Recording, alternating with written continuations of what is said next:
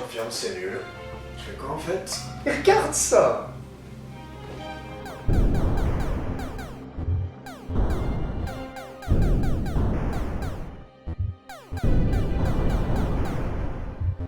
Bah c'est Astéroïde, un incontournable des jeux rétro. Exactement, je veux bidouiller un truc comme ça, mais avec d'autres armes, avec des météorites qui rebondissent, avec de la gravitation, avec l'énergie à gérer, puis aussi avec des... Wow. Montre déjà ce que t'as fait.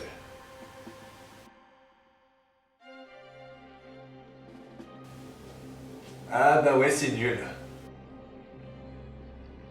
Tu vois ce mouvement pourri, ça veut rien dire. T'as fait ça comment? Bah, j'ai dit à l'ordinateur que si j'appuie à gauche, ça va à gauche, si j'appuie à droite, ça va à droite, puis si j'appuie en avant, ça avance. C'est ce qu'on veut, non? Non, cette conception est foireuse, tu peux tout effacer. Bon, puis je fais quoi? Bah tu programmes le mouvement toi-même. Je vais t'aider. Déjà, ton ordi, il positionne les trucs par rapport à des axes. Mon Axe écran. X et axe Y. Pourquoi tu l'as fait à l'envers? Je l'ai pas fait à l'envers. En fait, quand tu dois gérer les positions, tu commences par choisir un repère. Bah, les informaticiens ont choisi celui-là. Comme graduation, ils ont pris les pixels. Bon, d'accord. Se déplacer, c'est être à un endroit à un moment donné et être à un autre endroit un peu plus tard. Donc dans le mouvement, tu as besoin du temps. Ah ouais, l'ordinateur pour avancer, il ajoute un petit bout à chaque fois. Et plus j'ajoute un long bout, plus je vais vite. C'est ça. La vitesse, c'est le nombre de pixels de déplacement par tour de jeu. Par exemple, tu es au pixel 42, tu avances de 3 pixels par tour de jeu. Au bout de 9 tours de jeu, tu es à quel pixel? Pixel 42 plus 9 fois 3 pixels, ça fait... Pixel 42 plus 27 pixels, ça fait... Pixel 69. Voilà, la position en fonction du temps, c'est la position de départ plus la vitesse fois le temps. Ouais, et si je veux aller en arrière, c'est moins la vitesse fois le temps. C'est un télescope. Ah oui. Oui, mais non. C'est super inefficace de changer une formule. Il suffit d'avoir une vitesse négative.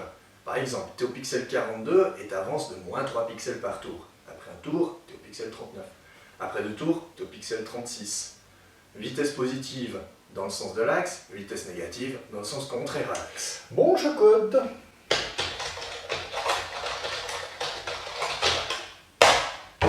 Voilà.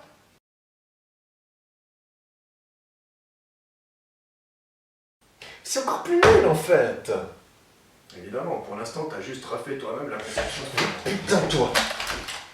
Range ça, tu vas te tirer dans le pied. Problème, c'est que tu voudrais avoir de belles accélérations fluides et que tu as juste le cas, ça bouge pas. Ça bouge de 3 pixels par tour vers la gauche, ça bouge de 3 pixels par tour vers la droite. Il faut comprendre l'accélération. Mais je comprends. L'accélération, c'est ce qui fait changer la vitesse. D'accord. Tu vas à 3 pixels par tour. À chaque tour, tu vas augmenter ta vitesse de 2 pixels par tour. Au bout de 5 tours, tu es à quelle vitesse? 3 plus 2, 5, 7, 9, 11, 13. 13 pixels par tour. 3 plus 5 fois 2 pixels par tour. C'est ça. La vitesse après tes tours, c'est la vitesse de départ plus tes fois l'accélération. Ok. À présent, est-ce que tu arrives à trouver la vitesse moyenne sur tout le trajet? La moyenne entre 3 et 13, ça fait 8. La moyenne entre 5 et 11, ça fait 8. La moyenne entre 7 et 9, ça fait 8. Ça serait pas 8 pixels par tour? Exactement. Comme la vitesse est constante, il suffit de faire la moyenne entre la vitesse initiale et la vitesse finale. On remplace, on regroupe, on bidouille pour séparer la vitesse et l'accélération, les deux se simplifient et on trouve une formule qu'on range dans un coin. Ah ouais, en fait, c'est la vitesse de départ plus la moitié de l'augmentation. Dis-moi, tu te déplaces de 8 pixels par tour pendant 5 tours. Tu te déplaces de combien au total? Ben, 5 fois 8 pixels, 40 pixels. C'est ça. Le déplacement, c'est la vitesse moyenne fois le temps. Mais le déplacement on connaît, donc on peut remplacer, distribuer, grouper ce qui peut l'être et ranger la formule dans un coin.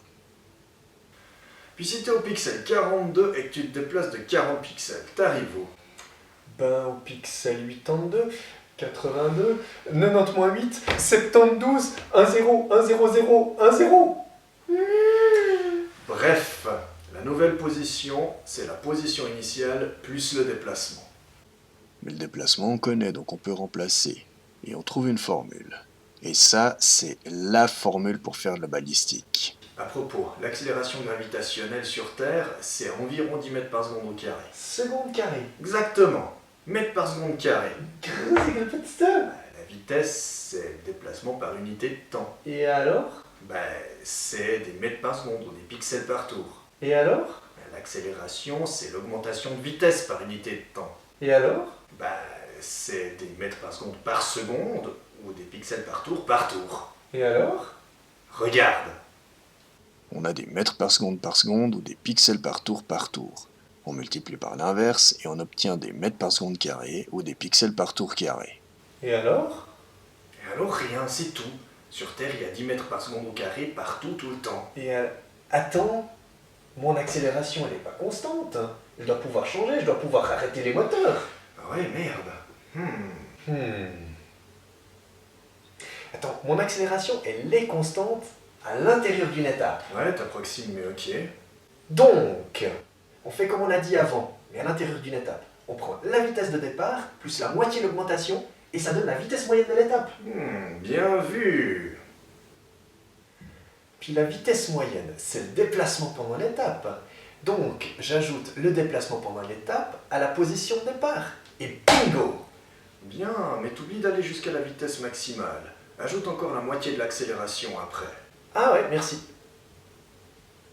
Pas mal. Pas mal. Quoique, c'est nul, on a deux mouvements différents pour l'horizontale et la verticale. Comment on fait pour accélérer à deux dimensions? Accélération pour X et accélération pour Y. Puis elles vont pas s'influencer. Pour la position, t'as deux coordonnées indépendantes, non?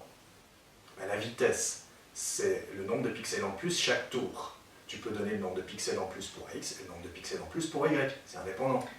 Je te vois venir. Pareil pour accélération. C'est ça. L'accélération, c'est la quantité de vitesse en plus chaque tour. Tu peux donner la quantité de vitesse en plus pour X et la quantité de vitesse en plus pour Y. Ok, donc l'accélération horizontale et l'accélération verticale sont indépendantes. Let's go.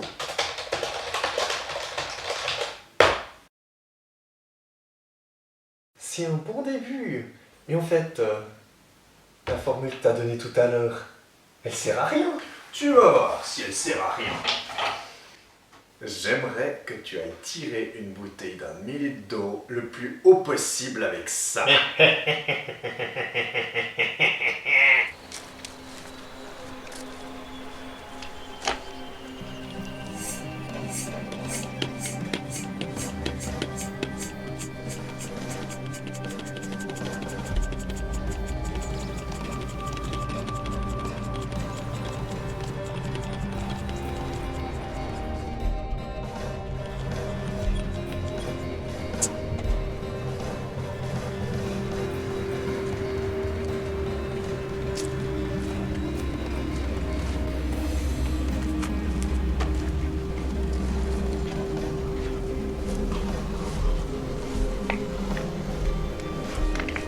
Je vais là-bas.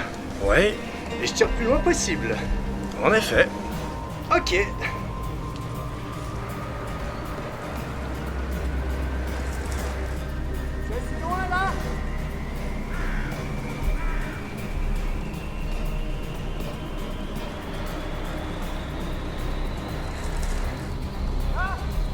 Ouais.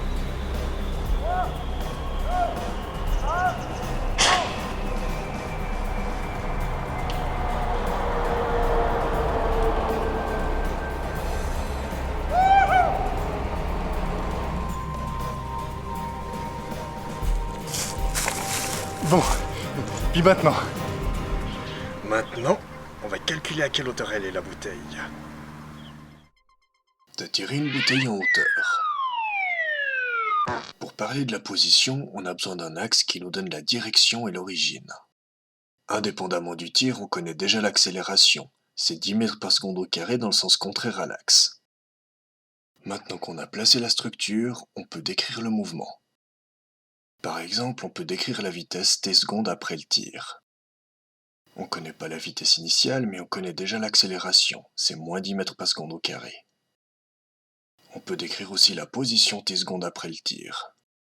La position initiale, c'est 0 mètres. La vitesse initiale, on la connaît toujours pas. Et l'accélération, c'est toujours moins 10 mètres par seconde au carré.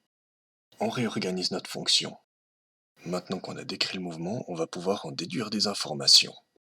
Mais il faut d'abord se poser la question de quelle information on a besoin. L'instant intéressant, c'est quand la bouteille était tout en haut, donc quand elle a arrêté de monter. C'est-à-dire quand sa vitesse de montée est devenue 0 mètres par seconde. Mais on a arrêté le chronomètre quand la bouteille a touché le sol, donc le fait que la bouteille touche le sol à 6,2 secondes nous intéresse aussi. Toucher le sol, ça veut dire être à l'altitude 0, donc la position à 6,2 secondes est de 0 mètres. À présent, on peut commencer à déduire des informations. Il faut faire bien attention, t n'est plus la variable, mais le temps du chronomètre quand la bouteille était tout en haut. C'est un abus d'écriture qui n'a pas de grandes conséquences. Il faut simplement éviter de le confondre avec l'instant où la bouteille touche le sol. On commence par extraire de l'information à l'aide de l'instant auquel la bouteille touche le sol. On sait que la position à 6,2 secondes c'est 0 mètres, mais on sait aussi qu'on peut calculer la position comme ça. Ça nous donne une équation pour la vitesse initiale. On passe tout ce qui n'est pas V0 de l'autre côté, on divise par ce qui multiplie V0 et on trouve la vitesse initiale. La vitesse initiale, on la range dans un coin et on exploite l'autre instant qui nous intéresse. Quand la bouteille est tout en haut, on sait que sa vitesse est 0 mètres par seconde, mais on sait qu'on peut aussi la calculer comme ça. Comme on vient de déterminer la vitesse initiale, on peut la remplacer dans cette équation. Ça nous donne une équation sur t. On passe tous les t du même côté, on divise par ce qui multiplie t, et on trouve le temps qu'il a fallu à la bouteille pour monter tout en haut. On range ça dans un coin. Comme on sait que la bouteille était tout en haut après 3,1 secondes, on peut déduire sa hauteur en calculant sa position à 3,1 secondes. On remplace le temps par 3,1, ça nous donne grosso modo 48 mètres. T'as tiré une bouteille à 48 mètres de haut. Cool. Et on a mesuré cette hauteur avec un chronomètre. Une distance avec un chronomètre? Ouais, D'accord. je te montre un autre exemple à 2 dimensions. Imagine un jeu vidéo où ton personnage tire un objet soumis à la gravitation. T'aimerais prédire à quel endroit il va toucher le sol. Comme c'est un jeu vidéo, on prend le repère des ordinateurs. On imagine aussi qu'on a toute l'information nécessaire, les 2 coordonnées initiales, les 2 vitesses initiales et l'accélération. Premièrement, on décrit le mouvement. À l'horizontale, il n'y a pas d'accélération, donc la formule est simple. On remplace par les valeurs. À la verticale, par contre, on a une accélération. On remplace par les valeurs, on simplifie l'écriture, et on a notre description du mouvement. Deuxièmement, on cherche l'instant clé. Ici, c'est quand le projectile touche le sol.